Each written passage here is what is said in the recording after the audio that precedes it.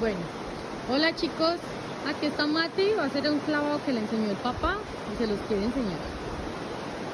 A la 1, a las 2 y a las 3.